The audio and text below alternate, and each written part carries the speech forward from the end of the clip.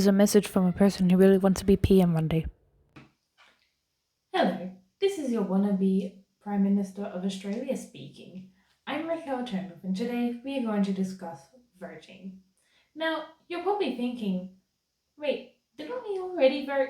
And yes, we did, but I'm a stay at home mum, and well, the video got uploaded when it got uploaded, so we're going to be doing this today because it still matters. And I'm going to explain why. We all know what voting is, so I'm not going to go into what voting is because we all know what it is.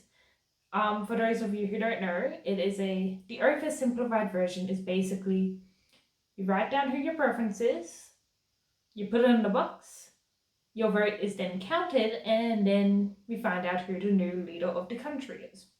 OFA simplified version of voting. Now you know. So let's talk about voting today because voting is important. Now, at some point in your life, you've probably wondered, does my vote really matter? I mean, there are hundreds of people in my country. Surely my vote isn't that important. Well, that's where you're wrong, because your vote does matter. First of all, every vote does in fact count. Do not let anybody tell you differently. Now, how can we know for sure if our vote actually does count? There have been many examples of people winning elections by only the tiniest of margins. Take Al Gore versus George W. Bush. George Bush only won by the tiniest of margins, by only 537 votes. The American population is huge. The other reason why voting matters is because your vote essentially decides what policies are going to be put into place. And those policies will have an impact on the future. Now, I can go on and on and on about why voting matters. However, I want to push all that to the side for a moment, and I want to talk to you all about something else. About who to vote for. Now, I'm not going to tell you you should vote for party A, vote party A, B, or C, or whatever. That's up to you. But first, let me ask you a question. Do you live in a two-party system? You feel if you vote for party and you feel if you vote for party A, they're just going to make a list of horrible decisions that don't represent you at all. But if you vote for party B, they're not going to really do anything and they're just more or less going to keep the status quo. Well, there's actually a way to fix that, and vote small party.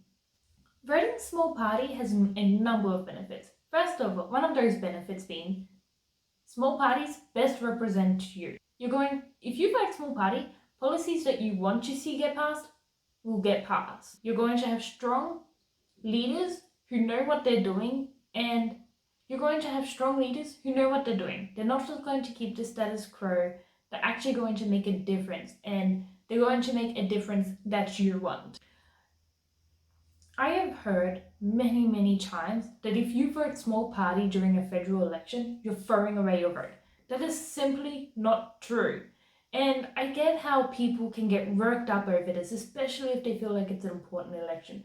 For example, during the Trump and Biden election, a lot of people were saying that if you voted small party, you were throwing away your vote. These people argued that voting small party is a waste of time and we need to make sure our leader gets in charge. Otherwise, we're all doomed. And whilst I understand that you might feel a bit desperate in this situation and you really want a particular leader in charge, whether it be Biden or Trump, voting small party would actually make it better. Let me explain why. Voting small party in that election was probably one of the best things you could do, and it sends a message. That message being, I do not like the policies being passed, and I do not like that I am stuck in a two-party system. So what about countries that are doing very well for themselves and don't seem to be having that many problems, like France or Germany? In the French 2017 election, Macron won. But he didn't win by a huge margin. He won actually by a quarter. Macron only won by 24%. Their parliament was pretty much split 4 ways. I'll take Germany for example. Germany is essentially the economic powerhouse of Europe. One of the reasons we assume Germany is doing so well is because they vote for small parties all the time. In the federal elections for Germany, it was split more or less 6 ways. There's the Social Democratic Party, who won by the majority, only won by 25.74%. The rest of the votes were split 6 ways. So you're probably wondering now, what do these facts and figures mean and why do they matter to me? Take France, for example. If Macron wants to pass a bill, anyway, let's just assume he wants to pass this bill where all public transport is free.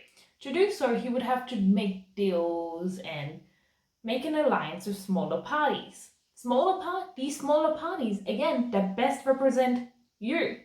And in exchange for passing this bill, he'll write up other bills and that these smaller parties want. Again, policies that you want to see get passed will get passed. For example, let's take Australia for example. In fact, in the Australian election, a lot of independents seem to get in. Labour only won seats by 32%, whilst Liberal only got 23%. The Greens Party, however, actually got 12%. And whilst I don't know what's going through the mind of the current Prime Minister right now, one could assume that seeing the Greens and other independents gain more popularity, he probably realized, I might need to step up my game if I want to get elected next term. And I truly believe that if we continue voting small party, I am not just talking about Australia. I'm also talking about the US. If countries like ours that are generally two-party systems continue voting for independence, wonderful changes are probably going to come our way. And yes, I get it. It's scary and a little bit nerve-wracking because you're really worried about a certain leader getting in charge. Look, I get it. I really do. But at the same time, if you want to make a difference, you need to vote small party. This has been a message from your wannabe Prime Minister of Australia. I hope you all learned something. Please hit that subscribe button.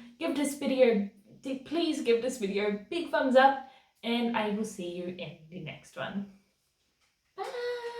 This has been a message from your wannabe PM and brought to you by me and my hard work brains and resources you can look into that can be found in the comments. Like and subscribe.